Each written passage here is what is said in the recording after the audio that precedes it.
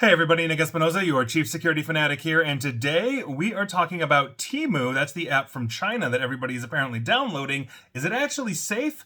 Let's discuss. Now, this is coming from various sources, but I'm cribbing heavily from Snopes, who I think had a really good write-up on this. And here's what's going on. If you don't know what this is, Temu is an app that was launched in September of last year. It made waves with a Super Bowl ad that basically promoted their slogan, "Shop like a billionaire," and here we are. Now, at the moment, Temu is the second most popular free app in Apple's App Store here in the United States. Now, an April 2023 report by the U.S.-China Economic and Security Review Commission, or USCC, said, and I quote, "Temu's success raises flags about its business practices." Now, because prices have been offered on Temu are so low, people have been wondering if this is some kind of scam, and here we are. Now, the company's Chinese ownership and opaque corporate structure have also raised cybersecurity, privacy, and national security concerns, and that's primarily what we're going to be talking about today. Now, in an April 2023 article, Kim Commando, she has a radio show on technology and security, basically made the following assertions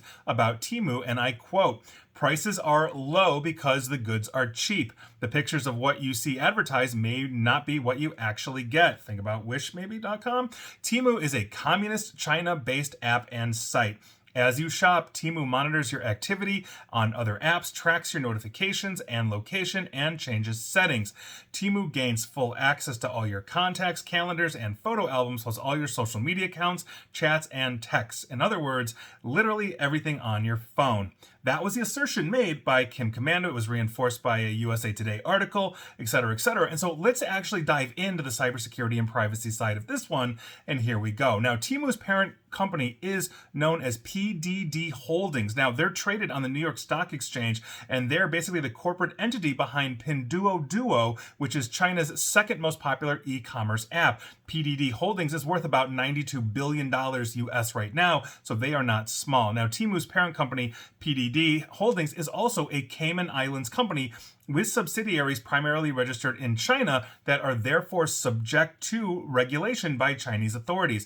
Now, despite a Chinese law banning their citizens from investing in this kind of foreign technology company, PDD Holdings is publicly traded on the New York Stock Exchange. Now, such a listing is possible via an arrangement known as a variable interest entity, or VIE, and basically the corporate structure involves a complex network of shell corporations and contractual agreements that allow Chinese citizens to bypass that law in China. This means that PDD Holding is very well connected, because if the Chinese government basically was not a fan of them or they ran afoul, they would lock them down and they would not allow them to do these kinds of things. Now, many major Chinese corporations traded in the United States go through a VIE as well. U.S. lawmakers have expressed concerns about Chinese authorities' control over the ability to regulate data derived by companies under the umbrella of PDD Holding, because quite frankly, again, if you are operating essentially as a Chinese citizen or a Chinese business with ties to mainland China, as PDD is, even though they are incorporated through a shell company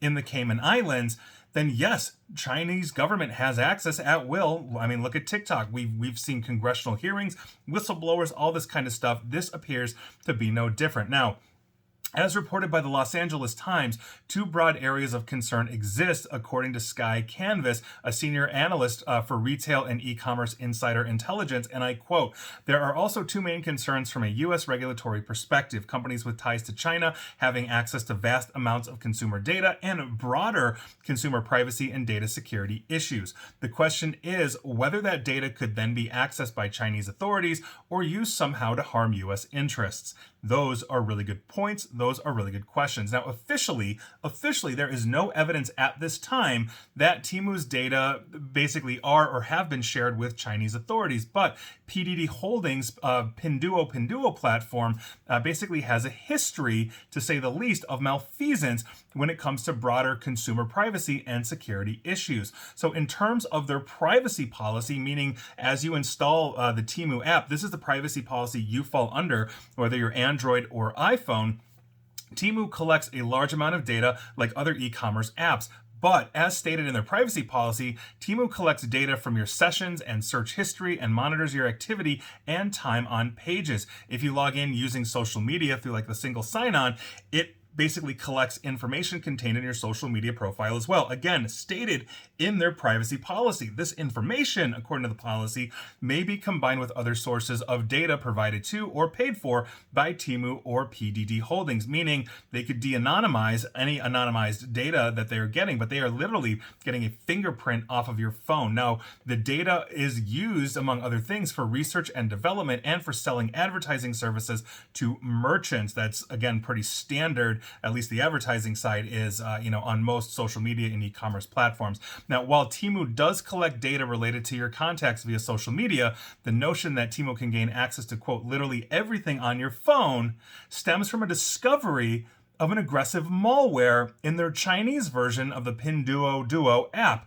Now, beginning in February of this year, several reports revealed unambiguous evidence that Pinduo contained dangerous and illegal spyware. The malware, identified by researchers, gave the app privileges and visibility into other apps without the user's knowledge or consent. Those elevated privileges allowed the app access to chats, to your photos. Cybersecurity expert Sergey Toshin, talking to CNN, said, quote, that the exploits allowed Pinduo access to users' locations, contacts, calendars, notifications, and photo albums without their consent. They were also able to change system settings and access users' social network accounts and chats. Now, in response to Pinduo, Google Play removed it from basically their app store and flagged the software as dangerous. Following the public exposure of these actions in March in 2023, Pinduo fired the team of researchers responsible for exploiting Android vulnerabilities for their benefit. Now, obviously, there you go. You're caught with your hand in the cookie jar. Might as well fire the team you told to do it, right? So,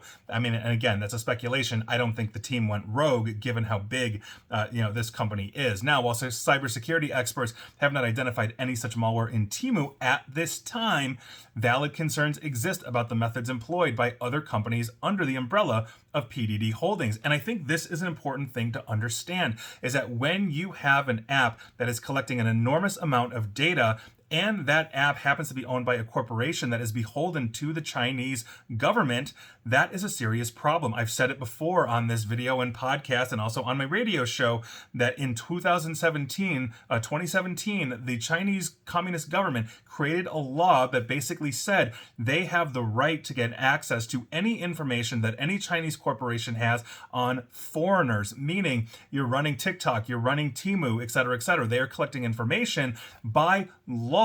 The Chinese government gets access to that data. That is law. It's a 2017 law. You can go Google it, take a look for yourself. I've talked about that at length. I did an entire video and podcast on that one as well. This is a huge problem. So if you're using Temu, understand that the difference here is, unlike a Facebook, you have no legal recourse under the law to go ahead and, let's say, sue the Chinese government for this. And they can make all the assertions, PDD Holdings can make all the assertions they want, just like TikTok did, or ByteDance, which is the parent company of TikTok, but they basically are running the exact same thing. We've had whistleblowers come out from TikTok saying, yeah, they've got access to it. The Chinese government accesses U.S. data directly. Oftentimes, U.S. employees had to contact authorities in China to gain access to things. And so that alone basically gives you an inner working and understanding of what a massive major app from China essentially operates and how it works and how it's accessed by the government. So why would we expect Temu to be any different here, given what they are doing, given who they are owned by, given that they've had to go through multiple shell companies to get here into the United States to build an American presence, but at their core, they are a Chinese corporation. So do I trust this? Absolutely not. Would I put this on my phone? No way. And so there you go. Can't say you haven't been told. Take it for what it's worth. But if you're using Temu, why? Like, is it really that inexpensive? Is it really the quality of the goods that good? Is it really worth, giving up something that is intrinsically yours, a fingerprint and a roadmap into absolutely everything you're doing? No, absolutely not. And given the history of them engineering malware, or vulnerabilities into their app so that they can access things or evade permissions, that's a huge red flag. I wouldn't be putting this anywhere near my phone. And so I do think it's a privacy threat, possibly a national security threat here in the United States. So if you've got Temu, my recommendation is to remove it. And there you go. And please like, share, follow me here on Facebook and Twitter at NickAESP. And please feel free to subscribe to me at YouTube as well. And as always, stay safe, stay online, and please attempt to stay private. Thanks, everybody.